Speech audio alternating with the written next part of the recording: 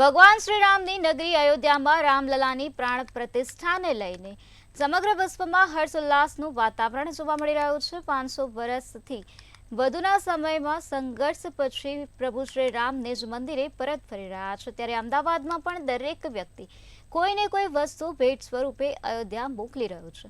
અયોધ્યાના એક સોનીએ સોનાની વીંટીમાં ભવ્ય રામ મંદિરની પ્રતિકૃતિ તૈયાર કરી છે। રાજનભાઈ સોનીએ 40 ગ્રામ સોનામાંથી રામ મંદિરવાળી વીંટી બનાવી છે। સતત 100 કલાક સુધી કામ કરીને 4 દિવસમાં તેઓએ આ વીંટી તૈયાર કરી છે। આ વીંટીની વિશેષતા વિશે જો વાત કરવામાં આવે તો નવનિર્મિત અયોધ્યા મંદિરની આબેહૂબ પ્રતિકૃતિ આ વીંટીમાં કંડારવામાં આવે છે। રાજનભાઈ આખી જિંદગી આ વીંટીને શ્રી રામની પ્રસાદી સ્વરૂપે રાખશે।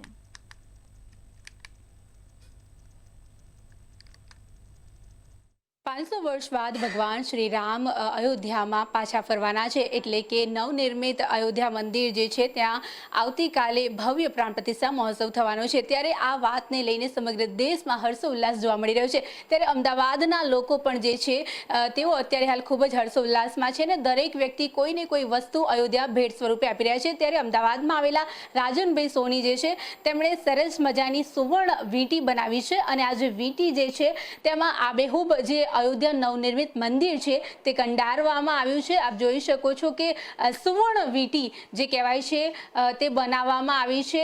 40 ગ્રામની આ જે વીંટી જે છે તેની અંદર સરસ મજાનું અયોધ્યા નવનિર્મિત મંદિર બનાવવામાં આવ્યું છે। સાથે જો વાત કરવામાં આવે તો હનુમાન દાદાની જે ગદા હતી તેને પણ આ વીંટીમાં કંડારવામાં આવી છે। સાથે જો વાત કરવામાં આવે તો આ વીંટીની અંદર ભગવાન શ્રી રામનું કહેવાય છે કે ધનુષ બાણ જે છે તે પણ આની અંદર કંડારવામાં આવ્યું છે। કે આ પ્રકારની વીંટી બનાવીએ અને કેટલી મહેનત લાગી?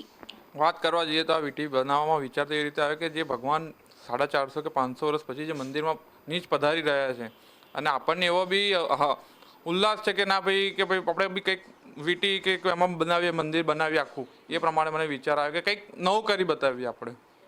કેટલા દિવસની મહેનત લાગી, કેટલો સમયગાળો લાગ્યો અને તમે ક્યારે એવું વિચાર્યું કે હું અયોધ્યા રામ મંદિર જ બનાવું કે ભગવાનની પ્રતિકૃતિ બનાવું? શું લાગ્યું?